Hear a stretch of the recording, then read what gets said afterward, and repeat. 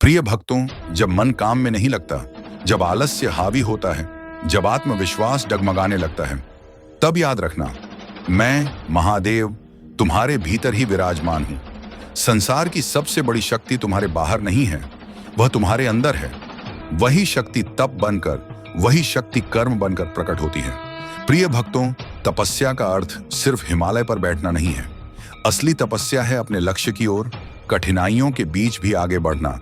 जब मेरे प्रिय आप तो भक्तों, मन कहे थक गया, तब आत्मा कहे मैं रुकने के लिए नहीं बना।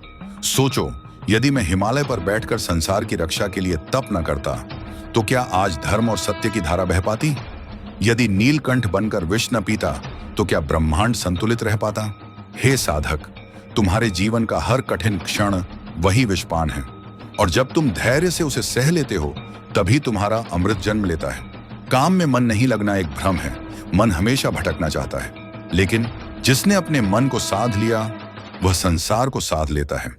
याद रखो, लक्ष्य छोटा हो या बड़ा, उसे पाने के लिए निरंतर कर्म ही पूजा है।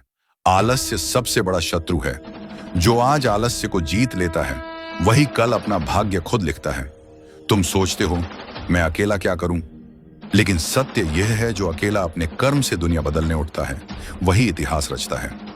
आग की तरह जलो, तप की तरह खड़े रहो, और कर्म को भगवान मानकर काम करो। जब भी तुम्हारा मन काम से भागे, मेरी यह वाणी याद रखना, कर्म ही पूजा है, कर्म ही साधना है, और कर्म ही सच्चा शिव है। उठो, जागो, और तब तक मत रुको जब तक अपने लक्ष्य को पा न लो। तुम मेरे अंश हो। तुम्हारे भीतर वही शक्ति है जो कैलाश की चोटी पर विराजमान है। तुम्हें सिर्फ उस शक्ति को पहचानना है।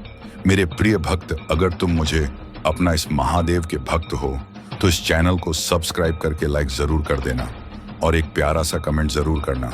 जय भोलेनाथ।